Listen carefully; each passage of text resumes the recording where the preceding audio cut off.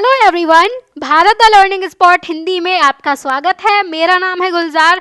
तो इस वीडियो में हम देखेंगे क्लास 8th सोशल साइंस के चैप्टर नंबर 2 के क्वेश्चन आंसर्स। ठीक है, भारत के राजनीतिक मानचित्र का पुनर्निर्माण जो हमारा चैप्टर है उसके क्वेश्चन आंसर्स हम डिस्कस करेंगे। ओके, तो सबसे पहले अगर आपने जो चैप्टर है वो नहीं पढ़ा है तो फटाफट से चैनल पर जाओ, पूरी की पूरी प्लेलिस्ट बनी हुई है, उस प्लेलिस्ट को देखो, पूरा चैप्टर पहले पढ़ लो, उसके बाद ही आप ये क्वेश्चन आंसर्स देखना। ठीक है, वरना समझ नहीं आएंगे। तो सबसे पहले हम अपने क्वेश्चन 1 पर आते हैं। तो दिल्ली सल्तनत और मुगल साम्राज्य की राजनीतिक रणनीतियों की तुलना करनी है हमें। राजनीतिक रणनीति मतलब कि शासन इन्होंने स्थापित कर लिया, फिर शासन का विस्तार कैसे करना है, शासन को स्थायी कैसे बनाकर रखना है, इन सारी चीज़ों के लिए इन्हीं राजनीतिक रणनीतियों की तुलना करनी है हमें दिल्ली सल्तनत और मुगल साम्राज्य की। ठीक है, तो इनमें क्या समानताएं और भिन्नताएं थी ये हमें बताना होगा। तो सबसे पहले जब हम अपना आंसर लिखेंगे ना तो हमें क्या क्या चीज़ देखनी होगी। देखो, आंसर में आपको 3 चीज़ें डालनी हैं। सबसे पहले डालना है परिचय, जिसको हम इंट्रोडक्शन बोलते हैं। ठीक है, सबसे पहले ये डालना है, लेकिन याद रहे कि ये हेडिंग आपको नहीं लिखनी है। मतलब आप जब इस क्वेश्चन का आंसर लिखोगे तो डायरेक्टली यहाँ से शुरू करोगे, दिल्ली सल्तनत वाली लाइन से। ये परिचय आप नहीं लिखोगे। ठीक है, मैंने PDF में सिर्फ इसीलिए डाला है ये, ताकि आपको क्लियर रहे कि कौन सा परिचय चल रहा है, कौन सी मेन बॉडी चल रही है, ये आपको अच्छे से याद रखना है। आपको परिचय, मुख्य भाग या निष्कर्ष कोई भी हेडिंग नहीं लिखनी है। ठीक है, दूसरा आपको ये मुख्य भाग लिखना होगा, यानी कि जो मेन बॉडी है, जो क्वेश्चन में मेन पूछा गया है, ये जो है यहाँ से। ठीक है, ये चीज़ हो गई आपका मेन बॉडी या मुख्य भाग। और तीसरा जो आपको लिखना रहेगा वो आपको लिखना रहेगा कंक्लूजन या फिर निष्कर्ष, जिसे हम बोलते हैं। ठीक है, और हाँ, अच्छे से ये बात याद कर लो कि आपको इन तीनों में से कोई भी हेडिंग अपने आंसर में नहीं लिखनी है। आपको आंसर कैसे लिखना होगा, डायरेक्टली शुरू कर दो।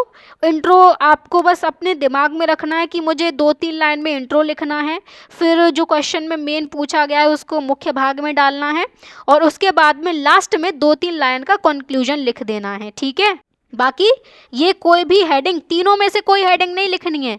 जो क्वेश्चन में पूछी गई है वो हेडिंग तो आपको ज़रूर लिखनी है। जैसे कि समानताएं पूछी है तो समानताएं की हेडिंग लिख दी। ठीक है, समझ पा रहे हो ना मेरी बात को। इंट्रो, मेन बॉडी, कंक्लूजन, ये सारी हेडिंग आपको बिल्कुल भी नहीं लिखनी है आंसर में। ओके, लेकिन हाँ, हेडिंग्स का ज़रूर यूज़ करना है, ये आपको बिल्कुल याद रखना होगा। ठीक है, तो शुरू करते हैं हम। इसका परिचय क्या रहेगा, तो दिल्ली सल्तनत और मुगल साम्राज्य मध्यकालीन भारत की 2 प्रमुख राजनीतिक शक्तियां थी। हमने इंट्रो दे दिया, कौन से समय की हैं, ये मध्यकालीन भारत की हैं। ठीक है, फिर दोनों ने विशाल साम्राज्यों की स्थापना की और अपने शासन को मजबूत बनाने के लिए उन्होंने प्रभावी प्रशासनिक व्यवस्थाएं भी विकसित करी थी। प्रशासनिक व्यवस्थाएं मतलब कि शासन को चलाने की जो व्यवस्था वगैरह थी वो चीज़ इन्होंने विकसित करी। क्लियर। तो अब हम अपने मेन बॉडी में क्या लिखेंगे। देखो, हमसे क्वेश्चन में पूछा हुआ है कि ये जो राजनीतिक रणनीतियां हैं इनमें समानताएं और भिन्नताएं क्या हैं। ठीक है, तो सबसे पहले हम बता देंगे अपनी समानताएं, क्या क्या समानताएं थी। तो दिल्ली सल्तनत ने और मुगल साम्राज्य ने, दोनों ने ही विशाल साम्राज्यों पर शासन करने के लिए सुदृढ़ प्रशासनिक व्यवस्था विकसित करी। ठीक है, शासन करने की इन्होंने कुछ व्यवस्थाएं बनाई, तो ये सारी चीज़ें थी। दोनों राज्यों की आय का मुख्य स्रोत भूमि राजस्व होता था, लैंड टैक्स होता था, जो ज़मीन से पैसा आता था वो दोनों के लिए ही मेन इनकम का काम करता था। फिर शासक सर्वोच्च सत्ता का केंद्र होता था। ठीक है, दिल्ली सल्तनत में भी शासक केंद्र में था और मुगल साम्राज्य में भी शासक जो है वो केंद्र में था। प्रशासन से जुड़े प्रमुख निर्णय उसी के नियंत्रण में होते थे, शासक के नियंत्रण में। दोनों ने प्रशासन के संचालन के लिए अधिकारियों की भी नियुक्ति करी थी। ठीक है, हमने मुगल साम्राज्य में कई सारे अधिकारी पढ़े थे, जैसे कि मीर बख्शी, खाने सामान, ये पढ़े थे। फिर दोनों ने साम्राज्य की सुरक्षा, कानून व्यवस्था बनाए रखने और विद्रोहों को दबाने के लिए एक संगठित सैन्य व्यवस्था भी बनाकर रखी। इन्होंने काफ़ी बड़ी आर्मी, एक सेना जो है वो मेंटेन करके रखी दोनों राज्यों ने। ठीक है, अब दोनों में अंतर क्या था, अब अंतर बताना है। तो दिल्ली सल्तनत में तो थी एकता व्यवस्था, ठीक है, एकता व्यवस्था हमने दिल्ली सल्तनत में पढ़ी थी, जिसमें एकता जो लैंड का एक पार्ट था वो एक इक्तेदार को दिया जाता था, वहाँ से एक टैक्स कलेक्ट करके वो इक्तेदार सुल्तान को देता था। जबकि मुगलों ने मनसबदारी व्यवस्था अपनाई थी, ठीक है, इसमें इंसान को मनसब दिया जाता था, एक रैंक दी जाती थी, उसी के हिसाब से उसको सेना मेंटेन करनी पड़ती थी, ठीक है। मुगलों ने राजपूतों और अन्य स्थानीय शासकों को प्रशासन में शामिल किया था। तो मुगल जो हैं वो स्थानीय शासकों के बारे में सोच रहे हैं, जो भारत के अलग अलग जगहों के शासक थे उनके बारे में।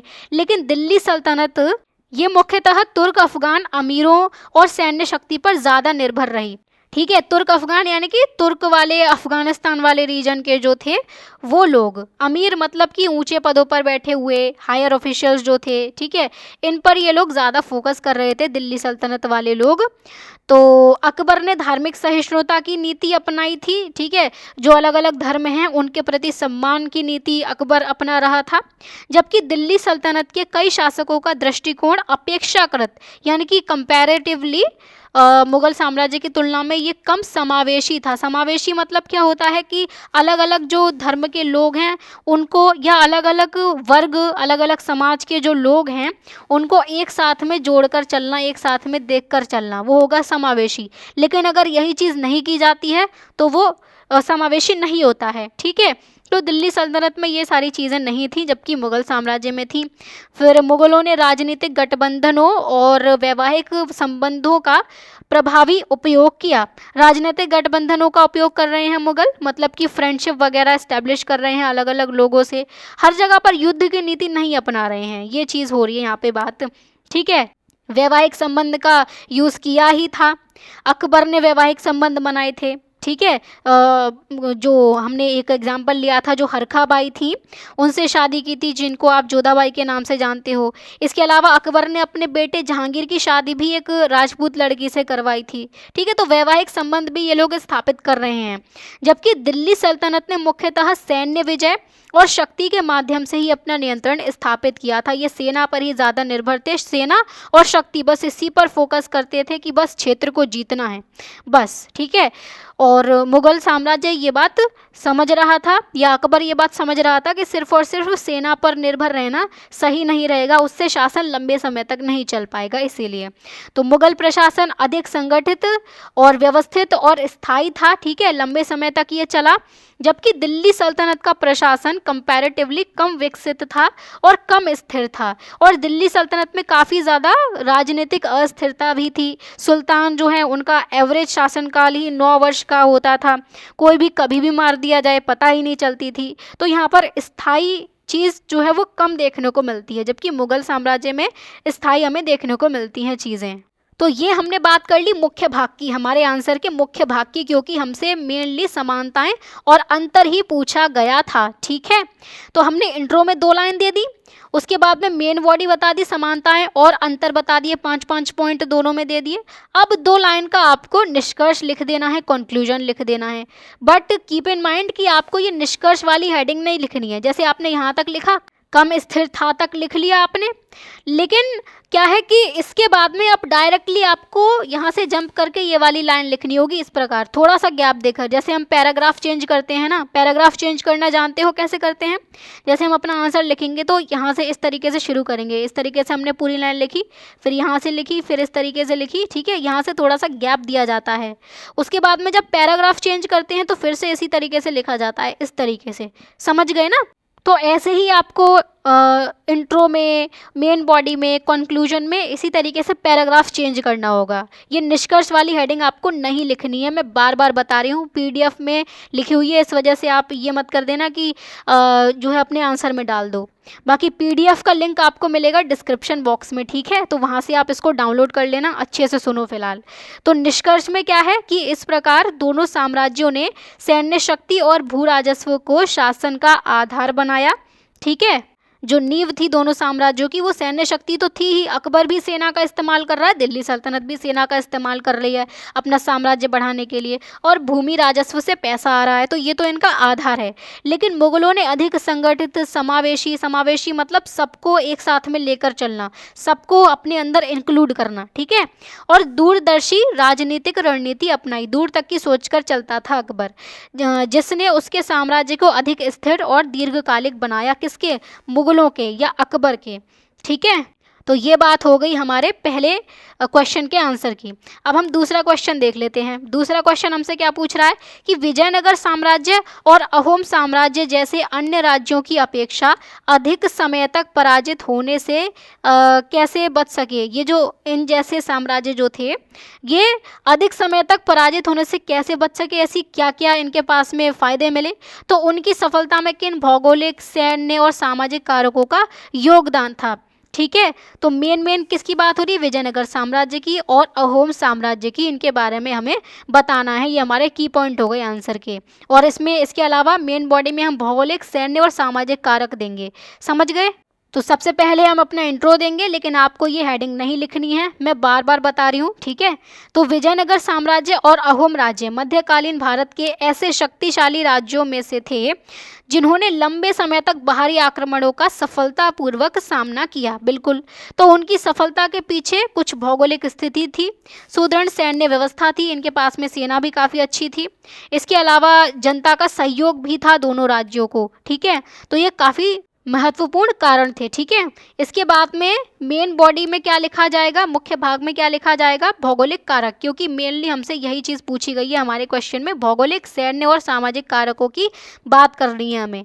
तो भौगोलिक कारक क्या थे, ज्योग्राफी वाले कारक क्या थे कि विजयनगर जो था वो था दक्षिण भारत में स्थित, ठीक है। एक बात और, अगर आप चाहो तो यहाँ पर मैप बना सकते हो। आई होप कि आपको मैप अच्छे से समझ में आए होंगे, जो मैंने चैप्टर में आपको समझाए थे, तो आपको याद भी हुआ होगा। अगर नहीं याद हुए हैं ना मैप तो कोई दिक्कत नहीं है, आप आंसर में मैप नहीं बनाओ तो भी चल जाएगा। लेकिन अगर जैसे बनाना चाहो आंसर को और अच्छा बनाना चाहो तो इस तरीके से आप बना सकते हो। ये साउथ इंडिया का मैप बना दिया। अब इसमें आप कैसे दिखा दोगे, यहाँ तक इस तरीके से था हमारा विजयनगर एम्पायर, ठीक है। साउथ की, बिल्कुल साउथ में था ये। और अहोम किंगडम पूछा हुआ है तो थोड़ा सा इसको और आगे बढ़ा दो, इस तरीके से हम नॉर्थ ईस्ट बना देंगे। तो अहोम किंगडम आप यहाँ पर दिखा सकते हो कुछ इस तरीके से, यहाँ पर फैला हुआ था अहोम किंगडम, ठीक है। दोनों को आपको मैप में शो कर देना है अच्छे से, बिल्कुल। बाकी अगर आपको ये याद नहीं हुए हैं मैप तो कोई दिक्कत नहीं है, आप ऐसे भी अपना आंसर लिख सकते हो, ठीक है। तो विजयनगर दक्षिण भारत में स्थित था, जो उत्तर से आने वाले आक्रमणकारियों की पहुंच से काफ़ी दूर था, ठीक है। यहाँ पर ये दक्षिण में है और यहाँ उत्तर से जो आक्रमणकारी आ रहे हैं काफ़ी दूर है, और बीच में पहाड़ भी पड़ेंगे, कई सारे नदियाँ पड़ेंगी, काफ़ी सारी चीज़ें पड़ती हैं, तो थोड़ा सा मुश्किल हो जाता है दक्षिण तक पहुँचना। अहोम राज्य जो था वो घने जंगलों, नदियों, पहाड़ियों से सुरक्षित था, तो दुर्गम भूभाग था। दुर्गम मतलब कि डिफ़िकल्ट जगह थी काफ़ी, जैसे ऊंचे ऊंचे पहाड़ हैं, नदियां हैं, घने जंगल हैं, तो ये डिफ़िकल्ट भूभाग होता है, डिफ़िकल्ट जगह होती है। तो इसने आक्रमणकारी सेनाओं के लिए कई सारी बाधाएं उत्पन्न की, जिससे कि सेना जो है वो आसानी से इनके एरिया में नहीं आ पाती थी। तो ये तो जोग्राफिकल फैक्टर हो गए। फिर एक थे सैन्य कारक। सैन्य कारक में क्या थे? दोनों राज्यों के पास में सुदृढ़ और शक्तिशाली सेनाएं थी, काफ़ी मजबूत सेनाएं थी इनके पास में। अहोम गुरिल्ला युद्ध कला में निपुण थे, अच्छी तरीके से जानते थे कि गुरिल्ला युद्ध कैसे करना है, और स्थानीय भूगोल का उन्हें गहरा ज्ञान था, अपनी जगह का, जो असम वाला रीजन है, ब्रह्मपुत्र नदी है, वहाँ के जंगल हैं, अच्छी तरीके से उन्हें ज्ञान है वहाँ का, ठीक है। विजयनगर के पास में विशाल सेना थी, मजबूत किले थे और प्रचुर संसाधन उपलब्ध थे, ठीक है। इनके पास में संसाधन भी काफ़ी थे, काफ़ी अच्छा खासा पैसा था इनके पास में, जिसकी वजह से विजयनगर भी काफ़ी शक्तिशाली था। फिर सामाजिक कारक क्या थे? सामाजिक कारक में हम वो लिखेंगे जो कि हमारे समाज से रिलेटेड होगा। तो समाज में लोग आते हैं, तो बाहरी आक्रमणों के समय जनता जो थी वो एकजुट होकर अपने शासकों के साथ खड़ी रही, यही चीज़ है सामाजिक कारक। तो जनता और शासकों के बीच आपसी विश्वास, सहयोग और एकता ने इन राज्यों को लंबे समय तक विदेशी आक्रमणों का सफलतापूर्वक सामना करने में सक्षम बनाया। तो जनता का भी इनमें कॉन्ट्रीब्यूशन हमें देखने को मिलता है, ठीक है। ये हो गई हमारी मेन बॉडी, मुख्य भाग खत्म हो गया। हमने तीनों कारक बता दिए, हमसे 3 ही पूछे थे हमारे क्वेश्चन में। तो क्वेश्चन में हमसे क्या पूछा हुआ था, देखो विजयनगर साम्राज्य और अहोम साम्राज्य जैसे राज्य जो थे वो अन्य राज्यों की अपेक्षा अधिक समय तक पराजित होने से कैसे बच सके। तो उनके हमें भौगोलिक, सैन्य और सामाजिक कारक बताने थे, ये हमारी मेन बॉडी थी, ये चीज़ हमें बतानी थी। तो हमने पहले परिचय दे दिया विजयनगर साम्राज्य और अहोम राज्य के बारे में, उसके बाद में मेन बॉडी में भौगोलिक कारक बता दिए, सैन्य कारक जो सेना से रिलेटेड थे और सामाजिक कारक जो कि जनता से रिलेटेड थे वो बता दिया। अब निष्कर्ष की बात करें तो निष्कर्ष की हेडिंग भी नहीं लिखनी है आपको, मुख्य भाग की भी हेडिंग नहीं लिखनी है और परिचय की भी नहीं लिखनी है, ठीक है। मेन हेडिंग क्या लिखनी है, जो क्वेश्चन में पूछा हुआ है, जैसे कि यहाँ पर जो रेड कलर से हाईलाइटेड है ना, सामाजिक कारक, ये क्वेश्चन में पूछा है तो ये हेडिंग आपको अपने आंसर में डालनी होगी, ठीक है। तो निष्कर्ष में हम क्या लिखेंगे कि इस प्रकार चुनौतियों के अनुसार इन्होंने खुद को ढाला, तो वो ढालने की क्षमता और उपलब्ध संसाधन थे उनका भी इन लोगों ने प्रभावी उपयोग किया। प्रभावी उपयोग मेंशन किया गया है यहाँ पर, ठीक है, मतलब सिर्फ उपयोग नहीं है। उपयोग तो नॉर्मली ऐसे भी है जैसे कि पानी का हम इस्तेमाल करते हैं, धुआंधार इस्तेमाल करते हैं, जबकि जानते हैं कि पानी धीरे धीरे, जो ग्राउंड वाटर है वो धीरे धीरे नीचे जा रहा है, कम हो रहा है ना, ये हमने चैप्टर 1 में पढ़ा हुआ है। तो उसके बाद भी हम उसका खूब उपयोग कर रहे हैं, प्रभावी उपयोग नहीं कर रहे। प्रभावी उपयोग क्या होगा, जितनी ज़रूरत है उतना इस्तेमाल करें और ज़्यादा से ज़्यादा पानी बचाएं, फालतू में वेस्ट ना करें। तो वही ये लोग अपने संसाधनों का जो है वो प्रभावी उपयोग कर रहे हैं, सारे के सारे पैसे का, सेना का अच्छी तरीके से यूज़ कर रहे हैं, सोच समझ के यूज़ कर रहे हैं, ठीक है। तो यही सारे कुछ प्रमुख कारण थे जिसने इन राज्यों को अन्य राज्यों की तुलना में अधिक समय तक स्वतंत्र बनाए रखा। ये हुआ हमारा क्वेश्चन 2 खत्म। अब इसके बाद में बात करते हैं क्वेश्चन 3 की। तो कल्पना कीजिए कि आप अकबर या कृष्णदेव राय के दरबार में एक विद्वान हैं। अब यहाँ पर इमेजिनरी क्वेश्चन आपसे पूछा जा रहा है, ठीक है। तो हमें या तो अकबर का दरबारी बनना है, उसके दरबार में एक विद्वान बनना है, या फिर कृष्णदेव राय के दरबार में एक विद्वान बनना है। आंसर में आपको एक ही का डालना है, अकबर का या कृष्णदेव राय का, लेकिन मैंने यहाँ पर दोनों का लिख दिया है, ठीक है। आपको जो अच्छा लगे वो ले लो। तो अपने किसी मित्र को पत्र लिखकर वहाँ की राजनीति, व्यापार, संस्कृति, समाज का हमें वर्णन करना होगा। तो सबसे पहले हम अकबर के दरबार का एक विद्वान बनकर देखते हैं। तो सभी लोग अपने आप को इमेजिन करो, आप अकबर के दरबार में बैठे हुए हो और वहाँ के विद्वान हो। आप अपने किसी फ्रेंड को जब लेटर लिखोगे तो क्या लिखोगे, तो इस तरीके से लिखोगे कि प्रिय मित्र, आशा है कि तुम स्वस्थ और प्रसन्न होगे। मैं तुम्हें सम्राट अकबर के दरबार से यह पत्र लिख रहा हूँ। यहाँ की प्रशासनिक व्यवस्था अत्यंत सुव्यवस्थित है। प्रशासनिक व्यवस्था यानी कि जो शासन चलाने की व्यवस्था है वो एकदम बढ़िया है, मस्त है ना। तो सम्राट ने, मतलब कि अकबर ने मनसबदारी व्यवस्था लागू की है, ये हमें बताना है। उसके दरबार की हालत, क्या क्या पूछा हुआ था, राजनीति की बात बतानी है, व्यापार की बतानी है, संस्कृति की, समाज की। इन चारों बातों को ध्यान में रखकर हमें अपना आंसर लिखना होगा, ठीक है। तो आप देख पा रहे होगे कि इस आंसर में कोई भी इंट्रोडक्शन, कोई मेन बॉडी, कोई कंक्लूजन नहीं होगा, क्योंकि ये पत्र लिखना है हमें, कोई वैसा स्ट्रक्चर्ड आंसर नहीं है, इसीलिए बस नॉर्मली आपको पत्र लिखना होगा। तो मनसबदारी व्यवस्था थी, ठीक है, जिससे सेना प्रशासन दोनों का कुशलतापूर्वक शासन संचालन होता था। सेना कैसे चलती थी, क्योंकि यहाँ से मनसबदारों को सेना रखने के लिए बोला जाता था ना, तो इसी तरीके से प्रशासन भी चलता था, क्योंकि छोटी छोटी जगहों पर काफ़ी सारे मनसबदार हो जाते थे तो वो वहाँ का प्रशासन देख लेते थे, ठीक है। संपूर्ण साम्राज्य में व्यापार निरंतर फल फूल रहा है, व्यापार बढ़ रहा है, अरब से, फारस से, मध्य एशिया से। ये सारी लोकेशन आपको समझ आ रही हैं कि नहीं, चैप्टर में मैंने सारी की सारी दिखाई हुई हैं। चलो दोबारा दिखा दूं। तो यहाँ पर आपको देखने को मिलेगा, जैसे ये है भारत, ठीक है। तो भारत के इधर है पाकिस्तान, पाकिस्तान के आप और वेस्ट में जाओगे तो आपको एक कंट्री मिलेगी ईरान नाम की, यहाँ पर है ईरान, ठीक है। इसी ईरान को पहले फारस बोलते थे या पर्शिया बोलते थे, और यही फारस से लगता हुआ, अगर मैं पूरा जोग्राफिकल मैप बनाऊँ इस तरीके से, तो यहाँ से आपको ये इधर अरब वाला रीजन पूरा का पूरा देखने को मिलेगा। सऊदी अरेबिया, ये ईरान, इराक, ये सब पूरा अरब वाला रीजन है, ये जो है, ठीक है। तो यहाँ से अरब से, फारस से और मध्य एशिया से, मध्य एशिया कहाँ है, इंडिया से ऊपर थोड़ा सा यहाँ पर ऊपर की तरफ है ना, ये है मध्य एशिया। सारी लोकेशन क्लियर हो गई? नहीं हुई तो कोई बात नहीं है, कोई ऐसी टेंशन लेने वाली बात नहीं है, आप इसको याद भी ऐसे ही नॉर्मल रख सकते हो, ठीक है। तो अरब, फारस और मध्य एशिया से व्यापारी नियमित रूप से भारत के नगरों, बंदरगाहों में आते हैं, ठीक है। सूती वस्त्र, मसाले, सूती वस्त्र जो कॉटन के कपड़े होते हैं वो, मसाले हो गए, चीनी हो गई, नील हो गई, ये हमारे भारत से निर्यात की जाने वाली प्रमुख वस्तुएं थी। निर्यात मतलब कि जो हम अपने देश में बनाते हैं और दूसरे देश को बेच देते हैं, वो हो गई निर्यात। और एक होता है आयात, मतलब कि जो वस्तु हम दूसरे देश से खरीद रहे होते हैं। ठीक है, क्लियर। फिर कला, साहित्य, चित्रकला और स्थापत्य कला, ये सब अलग अलग हैं। कला में कुछ भी है, जैसे कि पेंटिंग, डांसिंग, म्यूजिक और जो म्यूजिकल इंस्ट्रूमेंट होते हैं, सब कुछ। ठीक है, ये कला का पार्ट है। साहित्य मतलब जो अलग अलग किताबें लिखी जाती हैं, उसकी बात चल रही है। फिर चित्रकला जो है, पेंटिंग जो होती है वो। स्थापत्य कला जो बिल्डिंग्स बनाने की कला होती है, जैसे कि मंदिर वगैरह बनवाए गए, किले बनवाए गए, वो स्थापत्य कला है। ठीक है, इनको शाही संरक्षण प्राप्त है। शाही संरक्षण मतलब राजाओं का संरक्षण प्राप्त है।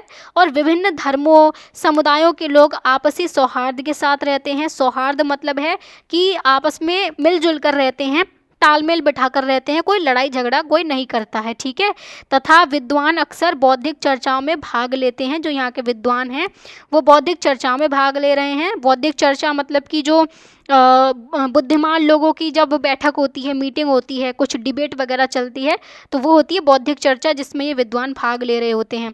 ठीक है, ये हो गया। फिर कृषि यहाँ की अर्थव्यवस्था का आधार है। अभी हम मुगल साम्राज्य या अकबर की बात कर रहे हैं, जबकि शिल्पकार, व्यापारी राज्य की समृद्धि में महत्वपूर्ण योगदान देते हैं। शिल्पकार मतलब जो छोटी छोटी चीज़ें बनाते हैं, जैसे कोई कारपेट बना रहा है, कोई लोहार है, लोहे का काम कर रहा है, कोई सोने की ज्वेलरी वगैरह बना रहा है, कोई बर्तन बना रहा है, वो शिल्पकार हो गया। ठीक है, और व्यापारी भी हुआ करते थे। इससे अकबर का जो साम्राज्य उसमें समृद्धि आ रही थी। तो इतिहास के इस गौरवशाली युग का साक्षी बनना मेरे लिए अत्यंत सौभाग्य की बात है। तो तुम्हारा मित्र अकबर के दरबार का एक विद्वान। अब क्योंकि यहाँ पर नाम तो मेंशन है नहीं, तो इसीलिए हमने इस तरीके से लिख दिया। ये हो गई अकबर के दरबार की बात। ठीक है, अगर आपको कृष्णदेवराय के बारे में लिखना है तो वो भी मैंने यहाँ पर मेंशन कर दिया है। तो सेम टू सेम वैसे ही यहाँ पर भी लिखा जाएगा, लेकिन यहाँ पर जो हम साउथ की बात कर रहे हैं, विजयनगर साम्राज्य की बात करेंगे, तो थोड़ा सा उस पर्सपेक्टिव में लिखेंगे। तो मैं तुम्हें विजयनगर साम्राज्य के महान शासक कृष्णदेवराय के दरबार से यह पत्र लिख रहा हूँ। हमारा राज्य दक्षिण भारत के सबसे शक्तिशाली और समृद्ध राज्यों में से एक है। यहाँ कृषि, व्यापार और उद्योग निरंतर प्रगति कर रहे हैं। ठीक है, अरब, फारस और यहाँ तक कि यूरोप से भी व्यापारी हमारे बंदरगाहों पर आते हैं। घोड़े, रेशम और धातुओं का आयात किया जाता है, मतलब इंडिया ये चीज़ें खरीदता है, घोड़े, रेशम और धातु। जबकि मसाले, वस्त्र और अन्य बहुमूल्य वस्तुएं जो होती हैं, मतलब बहुत महंगी महंगी जो चीज़ें होती हैं, उनका दूर दराज के क्षेत्रों में निर्यात किया जाता है। निर्यात मतलब कि उन्हें बेचा जाता है। क्लियर। तो राजा कृष्णदेवराय कला और साहित्य के महान संरक्षक हैं। ठीक है, प्रोटेक्ट करके रखते हैं ये कला साहित्य को, और कई सारे विद्वानों को अपने दरबार में रहने की जगह देते हैं। तो उनका दरबार प्रतिभाशाली मतलब कि टैलेंटेड विद्वानों और कवियों से सुशोभित है। सुशोभित मतलब भरा हुआ है ना। इनके दरबार में काफ़ी सारे विद्वान रहते हैं, कवि रहते हैं। अच्छा, एक आपको याद है कृष्णदेव राय ने एक महाकाव्य लिखा था, उसका नाम क्या है? आपको याद हो तो बताओ कमेंट सेक्शन में। ठीक है, फिर है भव्य मंदिरों का निर्माण किया जा रहा है कृष्णदेव राय के समय पर, और संगीत, मूर्तिकला और स्थापत्य कला निरंतर विकसित हो रही हैं। यहाँ के लोग समृद्ध हैं। विजयनगर की प्रसिद्धि दूर दूर तक फैल चुकी है। ठीक है, प्रसिद्धि मतलब कि विजयनगर के बारे में काफ़ी दूर दूर तक लोग जानते हैं कि समृद्ध साम्राज्य है ये, एक मतलब काफ़ी रिच है, काफ़ी पैसा है इसके पास में। तो ऐसे जीवंत और सांस्कृतिक रूप से समृद्ध राज्य में रहना मेरे लिए गर्व की बात है। ठीक है, जीवंत मतलब कि यहाँ पर ना कोई भी खाली नहीं बैठता है, कुछ ना कुछ एक्टिविटी चलती रहती हैं, व्यापार चलता रहता है, कला का विकास होता रहता है, ये सारी चीज़ चलती रहती हैं। तो तुम्हारा मित्र कृष्णदेवराय के दरबार का एक विद्वान। और ये होता है हमारा क्वेश्चन 2 भी खत्म। ठीक है, ये मैंने क्वेश्चन में आपको या करके पूछा है, मतलब या तो अकबर की बता दो आप, या कृष्णदेवराय के दरबार की बता दो। ठीक है, तो आपको जो अच्छा लगे आप वो बताओ। ज़्यादातर लोग मुझे पता है अकबर ही करेंगे, लेकिन मैंने इसीलिए कृष्णदेवराय भी डाल दिया। जिसको ये कृष्णदेव राय लिखना है वो इसको भी लिख सकते हैं। ठीक है, अब आते हैं अपने क्वेश्चन नंबर 4 पर। तो पूछा है कि अकबर जो अपने युवावस्था में एक क्रूर विजेता था। क्रूर विजेता मतलब बहुत ज़्यादा निर्दयी था, किसी पर दया नहीं करता था, मारकाट करता था। फिर कुछ वर्षों बाद कैसे ये सहिष्णु बन गया, कैसे मतलब ये दूसरे धर्मों के प्रति सम्मान करने लगा, दूसरे लोगों के प्रति सम्मान रखने लगा, दयालु ये कैसे बन गया। ठीक है, ऐसे परिवर्तन का क्या कारण हो सकता है, हमें कारण बताना है। ये हमारा मेन पूछा हुआ है, यहीं से हम अपनी मेन बॉडी लिखेंगे। ठीक है, तो इंट्रोडक्शन में क्या लिखना है कि अपने शासन के प्रारंभिक वर्षों में अकबर ने सैन्य अभियानों के माध्यम से मुगल साम्राज्य का विस्तार किया। ये मेन पॉइंट है यहाँ पर। ठीक है, सैन्य अभियान का इस्तेमाल कर रहा है अकबर शुरुआत में, और एक शक्तिशाली विजेता के रूप में यह प्रसिद्ध हुआ था। लेकिन फिर धीरे धीरे समय के साथ भारतीय इतिहास के सबसे सहिष्णु और उदार शासकों में से ये एक बन जाता है। ठीक है, तो क्यों बन जाता है, आप यहाँ पर एक हेडिंग भी लिख सकते हो। आप लिख सकते हो परिवर्तन का कारण, ठीक है, या परिवर्तन के कारण, क्योंकि क्वेश्चन में मेन यही पूछा हुआ है हमसे। तो ये हो जाएंगे, ये एक हेडिंग आप और ऐड कर सकते हो। उसके बाद में आप लिखोगे पहला कारण है प्रशासनिक अनुभव। क्या है ये, जैसे जैसे उसका साम्राज्य विस्तृत हुआ, अकबर ने ये समझ लिया कि केवल सैन्य शक्ति के बल पर, सिर्फ और सिर्फ युद्ध के दम पर, ठीक है, लंबे समय तक साम्राज्य को स्थिर नहीं रखा जा सकता है। जो साम्राज्य है वो फिर जल्दी टूट जाएगा अगर सिर्फ और सिर्फ सेना के दम पर ही साम्राज्य को बढ़ाया गया तो। ठीक है, इसलिए भी अकबर जो है वो अपने आप को चेंज कर रहा है। फिर दूसरा कारण रहा विविध समुदायों से संपर्क का। अलग अलग जो कम्युनिटीज़ थी, अलग अलग जो लोग थे, उनसे इसका संपर्क बना। तो उसके साम्राज्य में अनेक धर्मों और संस्कृतियों के लोग रहते थे, है कि नहीं। भारत में बहुत सारे धर्म हैं, बहुत सारी संस्कृतियों के लोग हैं जो पहले से रह रहे हैं। तो ये क्या है, ये विविधता है, यानी कि कई सारे धर्मों के लोग हैं, है कि नहीं, विविधता है, ये डाइवर्सिटी हमें देखने को मिल रही है। तो इसके संपर्क ने उसके दृष्टिकोण को अधिक व्यापक बनाया। वो सोच सका इस बात को कि मैं सिर्फ और सिर्फ सेना के दम पर, युद्ध के दम पर अपने राज्य को लंबे समय के लिए नहीं बचा कर रख सकता हूँ, है ना। और अलग अलग धर्मों के लोग भी हैं मेरे राज्य में, तो मुझे उनके बारे में भी सोचना होगा। मैं सबको नहीं मार सकता हूँ ऑब्वियसली, इसीलिए वो चेंज हो रहा है धीरे धीरे। उसके बाद में उसकी राजपूत नीति भी थी। तो अकबर ने राजपूत शासकों से राजनीतिक गठबंधन स्थापित किए। ठीक है, कई सारे पॉलिटिकल अलायंसेस बनाए, मतलब कि राजपूत शासकों से बोला कि तुम या तो मेरी अधीनता स्वीकार कर लो, वरना फिर मैं युद्ध करूंगा। तो कई सारे राजपूत शासकों ने अकबर की डायरेक्ट बात मान ली कि युद्ध नहीं होना चाहिए, वरना जनता को ही नुकसान पहुंचेगा। ठीक है, और उन्हें, इन राजपूत शासकों को अकबर ने प्रशासन तथा सेना में महत्वपूर्ण पद प्रदान किए। ठीक, इससे राजपूतों और मुगलों के बीच विश्वास और सहयोग बढ़ा। आपस में कोऑपरेट करने लगे ये लोग, एक दूसरे की मदद करने लगे, जिससे साम्राज्य और ज़्यादा मजबूत हुआ। और बेसिकली अकबर ना ये भी समझ पा रहा है कि ये जो राजपूत हैं ये लॉयल काफ़ी होते हैं। ठीक है, मतलब मर जाएंगे लेकिन हार नहीं मानेंगे, और अगर एक इंसान के प्रति ये लॉयल हैं, वफादार हैं, तो उसके लिए भी ये मर सकते हैं लेकिन धोखा नहीं देंगे। इसीलिए भी अकबर ने इन लोगों को अपने साथ मिलाने की कोशिश करी। फिर विद्वानों के साथ में इसका संवाद हुआ। ठीक है, बातचीत हुई, संवाद मतलब बातचीत जो होती है, डिस्कशन जो होता है। तो अलग अलग धर्मों के विद्वानों के साथ विचार विमर्श ने, जो बातचीत हो रही है, अपने विचार अकबर इनको दे रहा है, ये विद्वान अपने विचार अकबर को दे रहे हैं, तो वो चीज़ है विचार विमर्श। तो उसने अकबर में धार्मिक सहिष्णुता, आपसी सम्मान और विभिन्न मतों को स्वीकार करने की भावना विकसित की। तो सबसे ज़्यादा पावरफुल चीज़ जो होती है ना, वो होती है एजुकेशन। ठीक है, इसी वजह से ये जो विद्वान हैं, इनके साथ में बातचीत करके अकबर को दिमाग आता जा रहा है, अकबर को समझ आती जा रही है, और वो धार्मिक सहिष्णु बनता जा रहा है। अगर यही विद्वानों से बातचीत ना होती ना, तो अकबर का भी माइंडसेट चेंज नहीं हो पाता। ठीक है, क्योंकि अकबर तो खुद तो पढ़ा लिखा है नहीं, ये 13 साल की उम्र में तो राजा बन जाता है, क्योंकि इसके फादर की डेथ हो गई थी। तो ना तो ये पढ़ना जानता था, ना ही ये लिखना जानता था। ठीक है, तो इसीलिए ये विद्वानों से बातचीतें भी करता था, और फिर अपने ज्ञान को इसने बढ़ाया, और विद्वानों ने इसको समझाया कि जो है अलग अलग धर्मों के लोगों को मारने से कुछ नहीं होगा। तो अकबर धीरे धीरे समझता जा रहा है, दिमाग आता जा रहा है इसमें। तो धार्मिक सहिष्णु हुआ ये, आपसी सम्मान रखा इसने कि सबको सम्मान के साथ रहने का पूरा हक है। इसीलिए अकबर ने जजिया टैक्स को हटाया था, तीर्थ यात्रा कर को हटाया था, है ना, और अलग अलग मतों को स्वीकार करने की भावना भी इसमें आ रही है। तो ये एक वजह थी विद्वानों से विचार विमर्श की। इसके बाद में है इसकी राजनीतिक दूरदर्शिता, दूर तक की ये सोच कर चल रहा है, फ्यूचरिस्टिक है, मतलब फ्यूचर के बारे में ये सोच रहा है। अकबर ये समझ पा रहा है कि कोई भी साम्राज्य तभी स्थायी और शक्तिशाली बन सकता है जब सभी धर्मों और समुदायों के लोग खुद को सुरक्षित, सम्मानित और शासन का भागीदार महसूस करें। अगर ये लोग जो हैं, अलग अलग धर्मों, अलग अलग समुदायों के लोग, अगर यही सुरक्षित नहीं रहेंगे, यही सम्मानित नहीं रहेंगे, तो ये कल को अगर कोई, अभी ये अकबर पावरफुल है तो कल को ये मरेगा तो कोई कम पावरफुल राजा भी बन सकता है जो योग्य नहीं हो सकता है, तो ये सारे के सारे लोग उसे भगा सकते हैं, मार के हटा सकते हैं, तो वो फिर शासन स्थायी नहीं रह जाएगा ना। यही अगर लोग राजा का साथ दें तो शासन काफ़ी लंबा चल सकता है, ठीक है। इसीलिए उसने अधिक समावेशी नीतियाँ अपनाई। समावेशी नीतियाँ मतलब कि सभी लोगों को एक साथ में लेकर चलाए। जैसे समाज का कोई एक वर्ग है तो ऐसा नहीं किसी को भी महसूस हो कि वो अलग है मुगल साम्राज्य से, नहीं, सबके सब मुगल साम्राज्य का हिस्सा हैं, सब अपने आप को सुरक्षित, सम्मानित और शासन का भागीदार महसूस करें, ये चीज़ अकबर सोचकर चल रहा है, ठीक है। तो ये बात होगी हमारी मेन बॉडी की, मुख्य भाग की, हमारे आंसर की, ठीक है ना।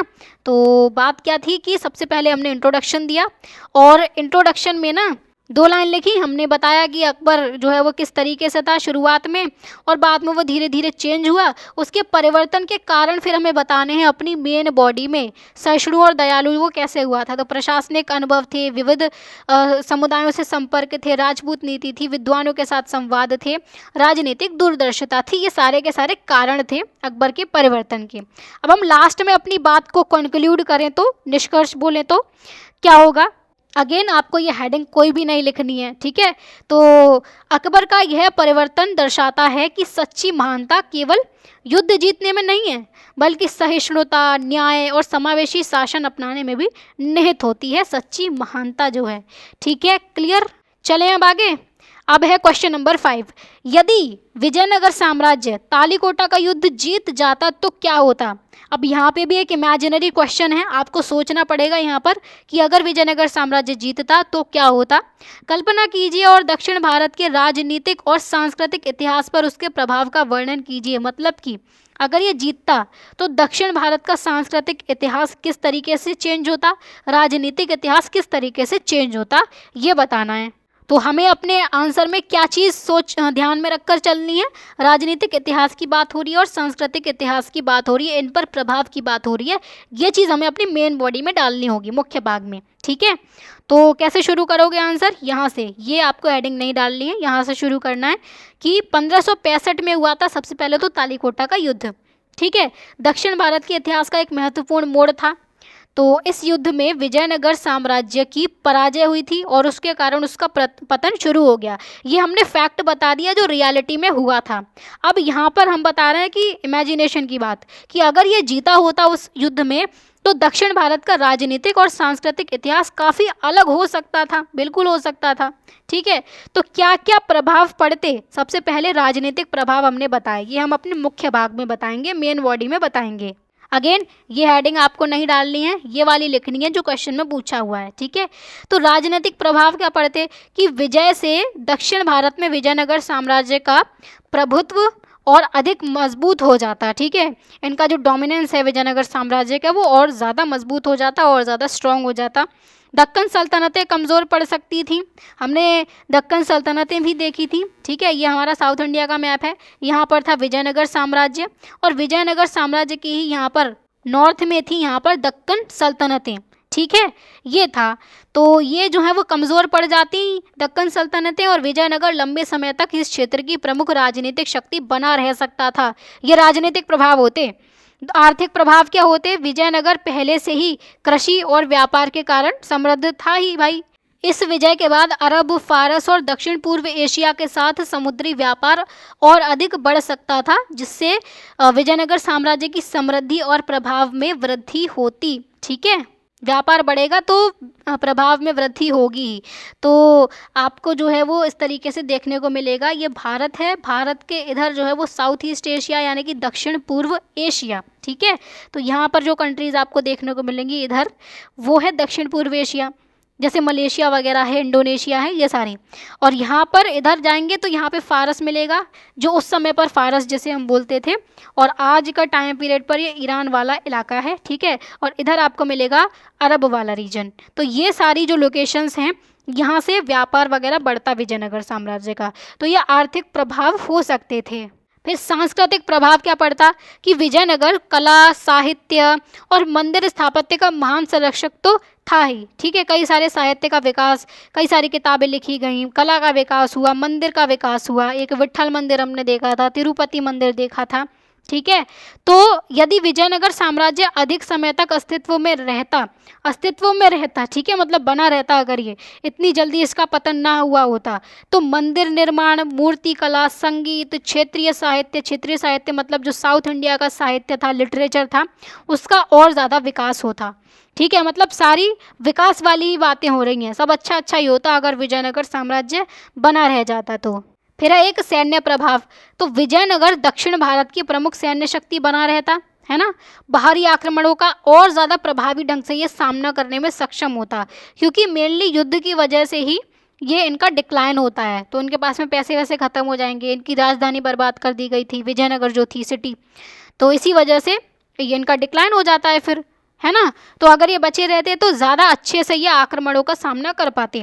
ये हो गई हमारी मेन बॉडी। वापस आए अपने क्वेश्चन पर। तो विजयनगर साम्राज्य ये जीता होता युद्ध तो क्या होता, दक्षिण भारत के राजनीतिक और सांस्कृतिक इतिहास पर क्या प्रभाव पड़ता, ये पूछा गया था। ठीक है, बाकी ये भी पूछा गया कि तो क्या होता, तो हमने और एक्स्ट्रा पॉइंट भी डाल दिए हैं, राजनीतिक प्रभाव डाल दिया है और सांस्कृतिक प्रभाव पूछा था, ये 2 ही पॉइंट पूछे थे, लेकिन हमने और भी डाल दिया, जैसे आर्थिक प्रभाव भी होता अगर जीतता, तो सैन्य प्रभाव भी होता, क्योंकि 4-5 हेडिंग तो होनी चाहिए एटलीस्ट। ठीक है, तो ये हो गई हमारी मेन बॉडी। अब है निष्कर्ष की बात कि हमने पूरा आंसर तो अपना लिख लिया, अब लास्ट में जो अब हम बात कहेंगे, कंक्लूड करेंगे आंसर को, वो कैसे करेंगे, क्योंकि एकदम से यहाँ तक बात ख़त्म कर देने से आंसर का जो लय है वो टूट जाएगी ना।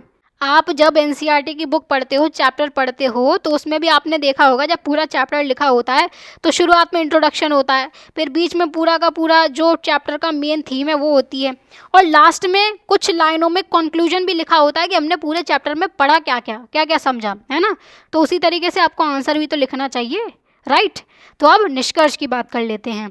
तो इस प्रकार यदि विजयनगर साम्राज्य तालीकोटा के युद्ध में विजयी होता तो दक्षिण भारत राजनीतिक रूप से ज़्यादा स्थिर होता, आर्थिक रूप से ज़्यादा समृद्ध होता, पैसे अच्छे होते इनके पास में, बढ़िया रिच होते ये, सांस्कृतिक रूप से और भी अधिक विकसित हो सकता था, मतलब सारी अच्छी अच्छी बातें होती, बात ये है मेन। ठीक है, ये हुआ हमारा क्वेश्चन 5 कंप्लीट।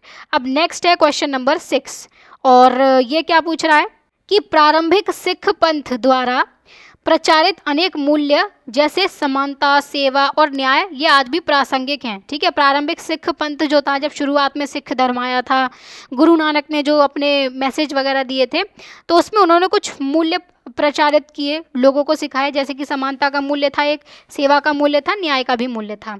ठीक है, और ये सारे के सारे आज भी प्रासंगिक हैं, आज भी रेलेवेंट हैं हमारे लिए और आज भी ज़रूरी हैं। इनमें से किसी एक मूल्य को हमें उठाना है, जैसे हमने उठा लिया सेवा, मान लो, ठीक है, तो उसका हमने चयन कर लिया और चर्चा कीजिए कि यह समकालीन समाज में कैसे प्रासंगिक है। समकालीन समाज मतलब आज की जो मॉडर्न सोसाइटी है उसमें ये कैसे रेलेवेंट है, ये पूछा गया है, आज ये किस तरीके से काम करता है। तो हमने इसमें से एक मूल्य उठा लिया सेवा। ठीक है, अपना परिचय देंगे हम इसी से रिलेटेड। तो सेवा प्रारंभिक सिख धर्म द्वारा प्रतिपादित सबसे महत्वपूर्ण मूल्यों में से एक है। ठीक, सेवा का अर्थ क्या होता है, आपको अर्थ दे देना है। तो बिना किसी स्वार्थ या प्रतिफल मतलब रिटर्न में कुछ भी नहीं मिले। ठीक है, जैसे हम किसी की हेल्प करें, उसकी सेवा करें, तो हम ये सोच के करें कि बदले में हमें कुछ ना कुछ मिलेगा, कुछ ना कुछ पैसे वगैरह मिलेंगे। ठीक है, ये सोच कर करना ये स्वार्थ हो जाएगा, ये दिखाएगा कि हम सेल्फिश हैं, हम किसी की हेल्प नहीं कर रहे हैं बल्कि अपने लिए ही काम कर रहे हैं। लेकिन सेवा क्या होती है, हम कोई भी स्वार्थ ना दिखाएं, कोई भी लालच ना दिखाएं।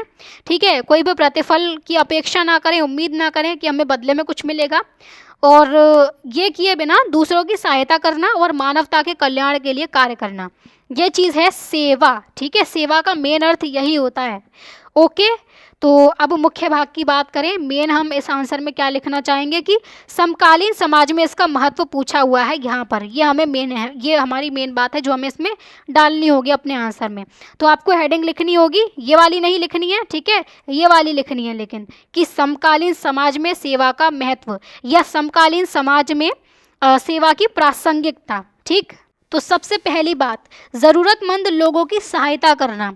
ये आज के समाज में सेवा का महत्व है। तो सेवा हमें गरीबों, बीमारों, बुजुर्गों, आपदा से प्रभावित लोगों, आपदा मतलब क्या होती है, जो जैसे कोई भूकंप आ जाता है, कहीं पर बाढ़ आ गई है, कहीं सूखा पड़ गया है, कोई बीमारी वगैरह फैल गई है, तो लोगों की मदद करने का काम करते हैं, वो होती है सेवा। जैसे अभी कोरोना फैला जो था, तो उसमें कई सारे लोगों ने मदद की थी, बहुत से लोगों की, ठीक है। तो वही है सेवा का भाव, और कुछ भी बदले में वो एक्सपेक्ट नहीं करेंगे, वो चीज़ है सेवा, ठीक है। तो लोगों की निस्वार्थ भाव से सहायता करने की प्रेरणा देती है, ये हो गया इसका पहला महत्व। दूसरा, सामाजिक सद्भाव को बढ़ावा देना। सद्भाव मतलब सभी लोग जो हैं वो आपस में मिलकर रहते हैं, जिसको हम हार्मनी भी बोलते हैं, तालमेल के साथ में बिना लड़ाई झगड़े के मिलजुल कर रह रहे हैं, वो है सद्भाव, ठीक है। तो जब लोग जाति, धर्म, लिंग या सामाजिक स्थिति का भेदभाव किए बिना, मतलब ना तो कोई किसी की जाति देख रहा है, ना धर्म देख रहा है, ना लिंग, यानी कि कोई पुरुष है कि महिला है, ये ना देखे, सामाजिक स्थिति ना देखें, तो इनका भेदभाव ना करें और एक दूसरे की सेवा करें, ठीक है। और तो समाज में क्या बनेगी, समाज में समानता बनेगी, समाज में एकता आएगी और आपसी भाईचारा मजबूत होगा, आपस में लोग जो हैं वो मिलजुल कर रहेंगे, ठीक है। फिर है अगला महत्व, सामुदायिक कल्याण को प्रोत्साहन करना। मतलब जो पूरा समुदाय है, जो समाज है, उसके कल्याण के लिए हमें प्रोत्साहित करती है सेवा जो है, ठीक है। तो सेवा लोगों को स्वच्छता अभियान, क्योंकि हम आज के समय की बात कर रहे हैं, तो स्वच्छता अभियान के लिए प्रेरित करती है, ठीक है। और रक्तदान शिविर, रक्तदान शिविर क्या होता है, जो ब्लड डोनेशन कैंप वगैरह लगे हुए होते हैं, जहाँ पर लोग आते हैं अपनी इच्छा से ब्लड डोनेट करके जाते हैं, ठीक है।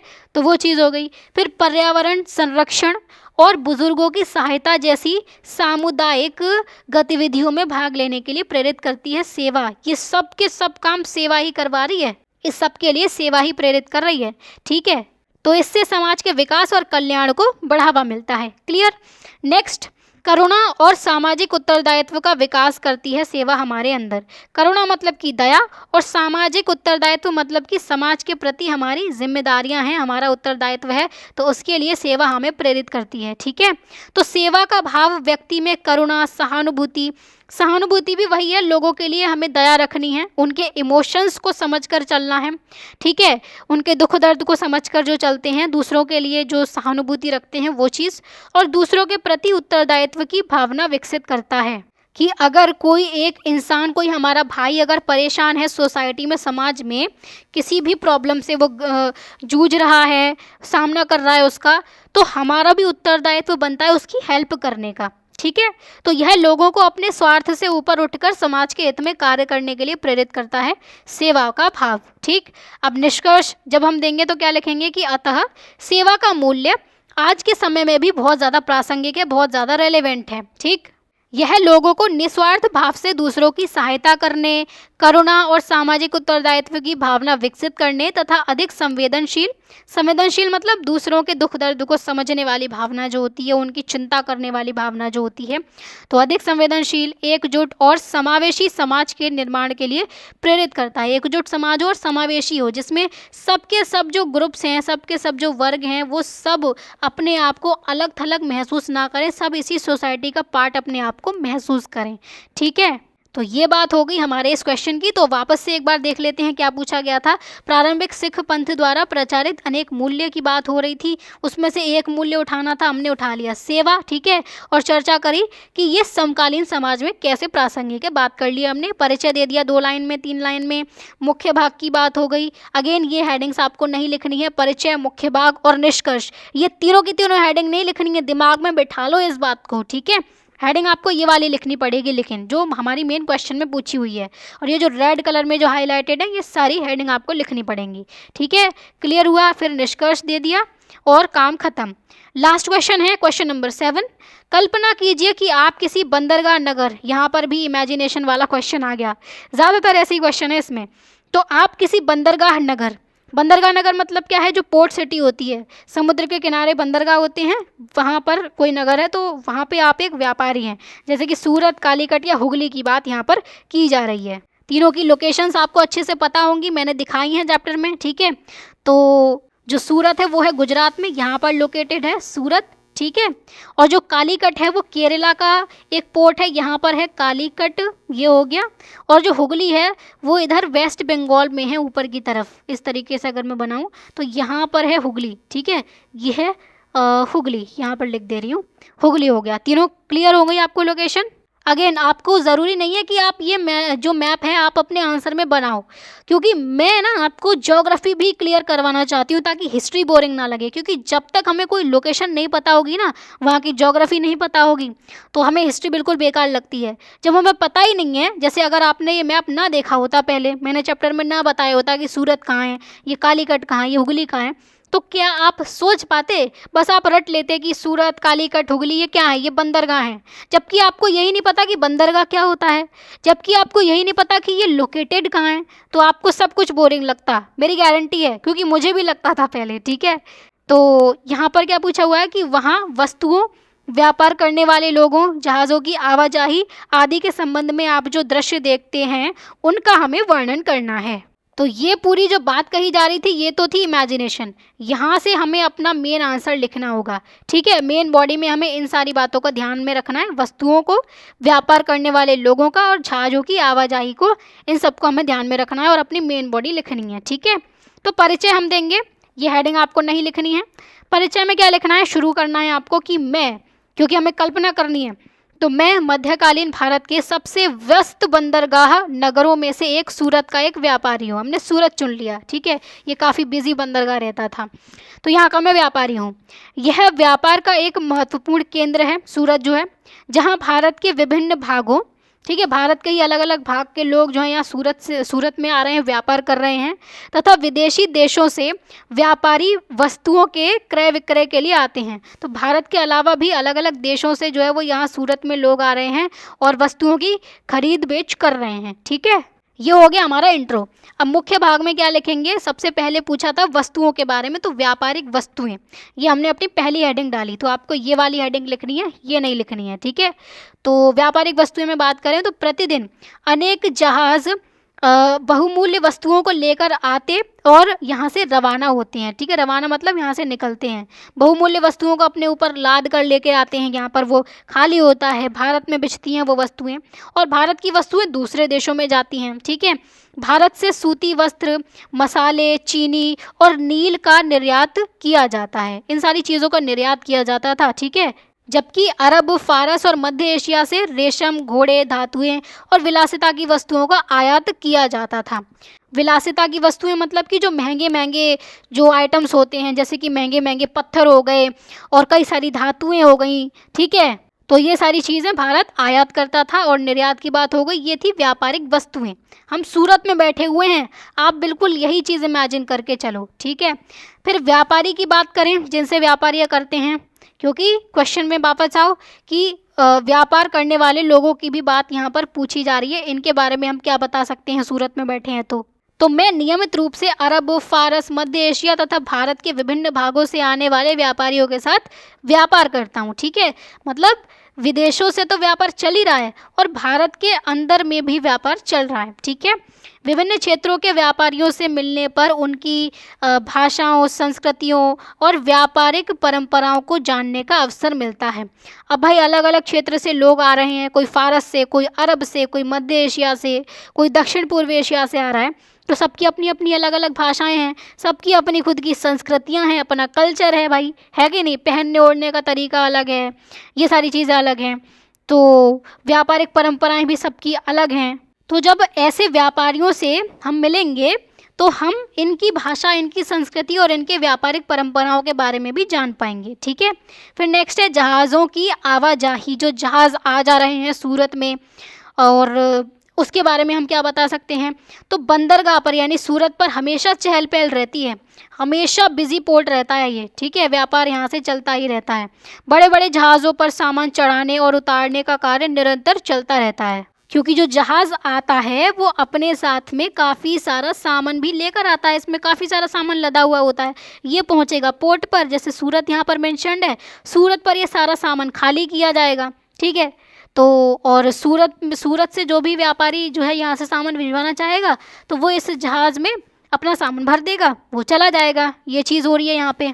फिर नाविक जो नाव चलाते हैं, मजदूर और व्यापारी मिलकर यह सुनिश्चित करते हैं कि व्यापार सुचारू रूप से चलता रहे, ठीक है, क्योंकि अगर ये लोग नहीं होंगे तो व्यापार ठीक से नहीं चल पाएगा, तो इन लोगों की भी अपनी इम्पोर्टेंस होगी, ठीक है। फिर एक है हुंडी प्रणाली, सबसे इम्पोर्टेंट, जो हमने चैप्टर में पढ़ी भी थी। तो हम लंबी दूरी तक नकद यानी कि जो कैश होता है, जो पैसे होते हैं, वो ले जाने के बजाय सुरक्षित रूप से धन का लेन देन करने के लिए हुंडी प्रणाली का उपयोग करते हैं। मैंने ये अच्छे से समझा रखी है चैप्टर में, ठीक है, इसीलिए बोला था कि पहले चैप्टर पढ़ के आना तब ये वाली वीडियो देखना, ठीक। तो इससे व्यापार अधिक सरल, सुरक्षित और सुविधाजनक बन जाता है। काफ़ी आसानी से व्यापार किया जा सकता है, एक जगह से दूसरी जगह आसानी से पेमेंट की जा सकती है, ठीक है। फिर हमारा आता है निष्कर्ष। तो निष्कर्ष में हम क्या लिखेंगे कि एक व्यापारी के रूप में सूरत का जीवन बहुत ज़्यादा व्यस्त है, बहुत ज़्यादा बिजी है, मतलब यहाँ पर जो लोग हैं वो खाली नहीं बैठते हैं, रोमांचक है, बहुत ज़्यादा एक्साइटिंग है मतलब, और अवसरों से भरपूर है, ठीक है। रोमांचक मतलब कुछ भी बोरियत भरा नहीं है यहाँ पर, अगर कोई इंसान आएगा तो यहाँ पे मज़े ही आएंगे उसे, ठीक है। और काफ़ी सारे लोगों को यहाँ पे अवसर, मौके मिलेंगे व्यापार वगैरह करने के, कोई खाली नहीं बैठेगा यहाँ पे। तो यह बंदरगाह भारत को विश्व के अनेक देशों से जोड़ता है, जैसे कि हमने अभी लोकेशन देखी थी, कहाँ गया हमारा मैप, तो यहाँ पर ये सूरत है, ठीक है। सूरत देश को, भारत को जो है वो अलग अलग देशों से जोड़ रहा है, यहाँ पर साउथ ईस्ट एशिया से भी जोड़ेगा, इधर पर्शिया वगैरह से, इधर अफ्रीका से जोड़ेगा, अरब वाले रीजन से जोड़ेगा, है ना। तो अलग अलग देशों से जोड़ रहा है और देश के व्यापार, अर्थव्यवस्था, सांस्कृतिक आदान प्रदान में महत्वपूर्ण भूमिका निभाता है, ठीक है। क्लियर हुआ। तो ये बात हो गई सारे के सारे क्वेश्चन आंसर्स की। आपको लास्ट में बस यही याद रखना है कि आपको इंट्रो डालना होगा अपने आंसर में, फिर मेन बॉडी लिखनी होगी जिसमें जो मेन क्वेश्चन में पूछा हुआ है वो लिखना होगा, और लास्ट में कंक्लूजन लिखकर सम अप करना होगा, अपने आंसर को कंक्लूड करना होगा, मतलब जो पूरे आंसर में जो बात की है उसको 2 से 3 लाइन में एंड में लिखना है, ठीक है, जिसे हम समरी बोलते हैं वो चीज़। और इन तीनों में से किसी भी हेडिंग को आपको अपने आंसर में नहीं लिखना होगा। जैसे क्वेश्चन पूछा गया तो डायरेक्टली आप आंसर शुरू करोगे, बस दिमाग में रखना कि इंट्रो लिखना है मुझे 2-3 लाइन का। तो अकबर के साम्राज्य के बारे में पूछा गया तो इस तरीके से आप जो है वो डायरेक्टली लिखना शुरू करोगे, ठीक है, ऐसे करके ये आपने ये इंट्रो लिख दिया, ये हो गया इंट्रो। फिर आपको मेन बॉडी लिखनी होगी, वो भी इसी तरीके से शुरू करना, ठीक है, ये मेन बॉडी हो जाएगी, फिर ये ख़त्म, फिर कंक्लूजन इस तरीके से लिखना शुरू करना, पैराग्राफ चेंज करके लिखते चले जाओ और हेडिंग डालते चले जाओ। ये वाली नहीं डालनी है हेडिंग, जो क्वेश्चन में मेन पूछा गया है उसकी हेडिंग आपको डालनी पड़ेगी, ठीक है। क्लियर हुआ। तो ये रहा क्वेश्चन आंसर्स का आपका पूरा का पूरा स्ट्रक्चर। और इसके अलावा इसकी PDF की लिंक आपको मिल जाएगी डिस्क्रिप्शन बॉक्स में, ठीक है, और मेरे टेलीग्राम चैनल पे आपको ये मिलेगा, तो आप उसको भी ज्वाइन करके रख सकते हो। बाकी वीडियो अगर पसंद आई है तो वीडियो को लाइक करो, शेयर करो और चैनल को भी सब्सक्राइब करके रख लेना। तो चलिए फिर मिलते हैं अगली वीडियो में, तब तक के लिए bye bye, take care and keep learning.